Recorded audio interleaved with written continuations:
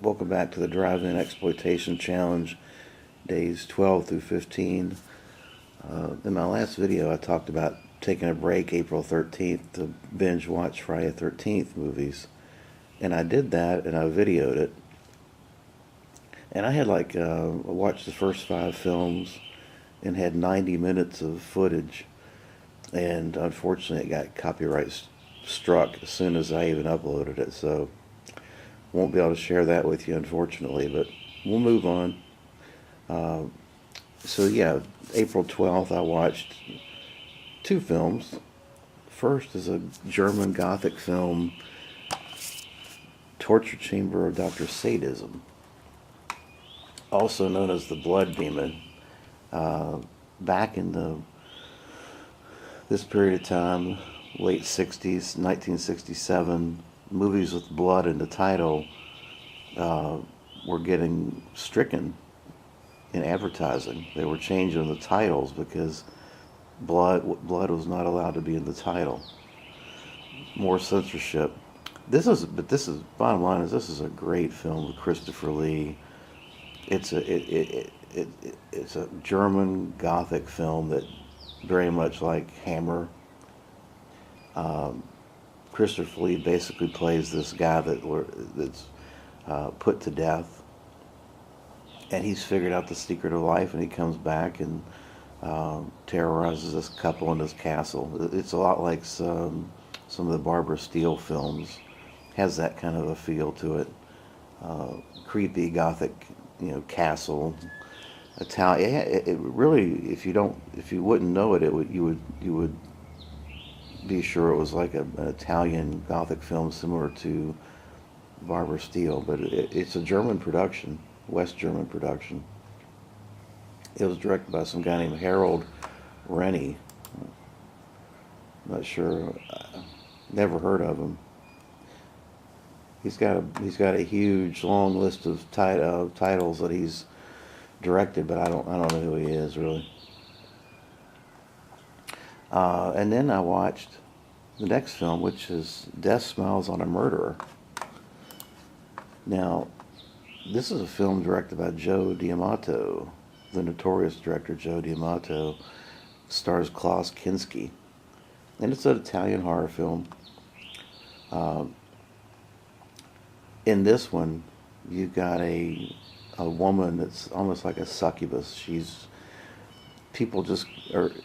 People find her irresistible, but there's some nagging. You can tell there's some nagging issues with her, and Klaus Kinski plays this doctor that's been treating her. It's a really, really good Italian. I'm not gonna say it's a giallo. It's more in the Gothic, Barbara Steele vein. This film is getting a Blu-ray treatment from Arrow coming out in May, so I will definitely be picking that up. Both these are 7 out of 10s. I'll be glad to ditch this DVD. All right, next up, like I say, April 13th was Friday the 13th movie, so I didn't watch anything.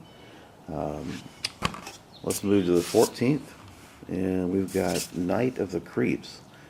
Believe it or not, this is my first viewing of Night of the Creeps. Don't know how it escaped my attention, but it's a fun little film back in '86. Tom Atkins is always great in it. It's another along the lines of Zomcom, although I don't know as much comedy in it. I mean, that's classified as a Zomcom. It's become a cult classic. It was directed by Fred Decker, who also directed Monster Squad. This is a film that's got aliens and zombies and teenage kids running around. It's a fun movie. I give it a 7 out of 10.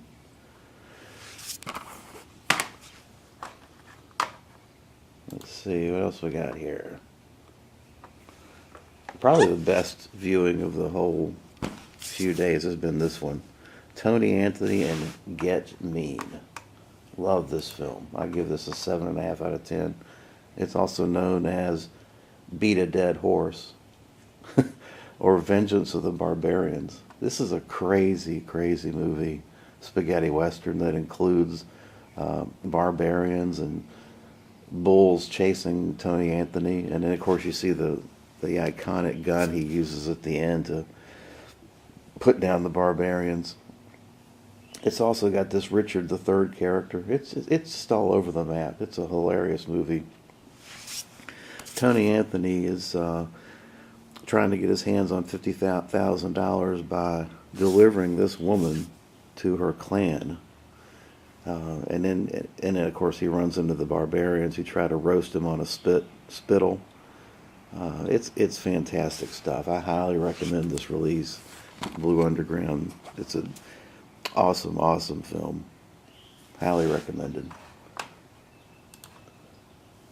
All right, that'll do that one. Next up was yesterday, the 15th, I watched Demon Wind.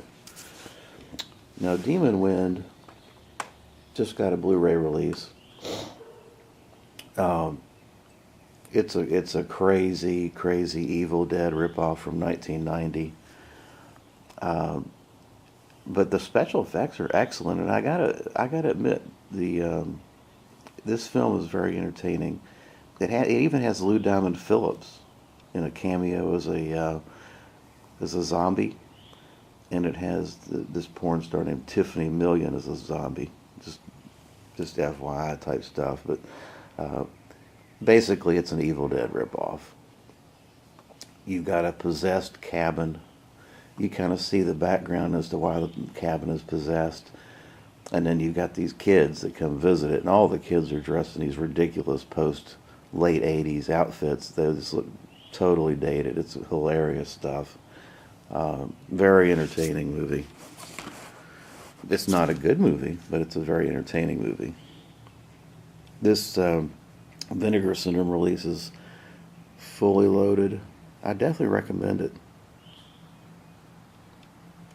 The director, Charles Philip Moore, disappeared apparently in shortly after this film was made. I mean, his screen credits, everything he did,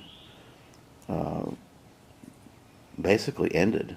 No one knows what happened to him. In fact, the producer, Sandy Horowitz, talks about it in the interview. You know, not knowing what happened to him. So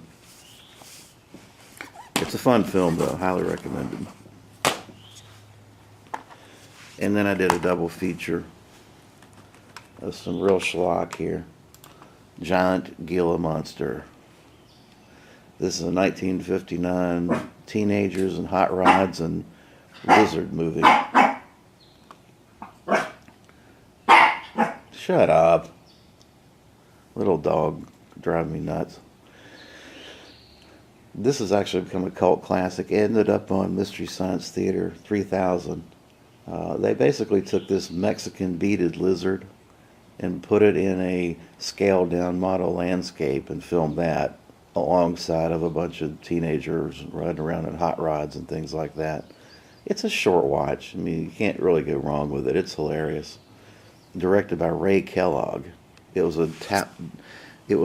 one of the first features shot in Dallas, Texas, as part of a double feature, which includes The Killer Shrews.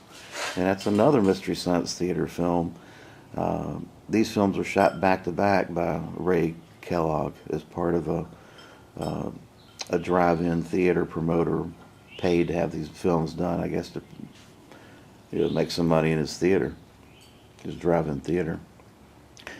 Killer Shrews is these coon hounds, is basically a story about these coon hounds that are dressed up like, they just got these masks on, and they're terrorizing this group of people in this cabin. It's hilarious. Hilarious stuff. Now, Killer Shrews has got a few people that actually went on to do some great things. I don't know about great, maybe I shouldn't say great things, but they went on to do other stuff besides this. A lot of the people in these films are kind of one and done type stuff, but in this film you've got James Best who had a pretty extensive Hollywood career. A lot of westerns he did. He was also in the Dukes of Hazzard, is why I was thinking about actors from The Killer Shrews that went on to do other things. Okay, well, that will wrap up the 12th through the 15th. Appreciate you watching. Thanks.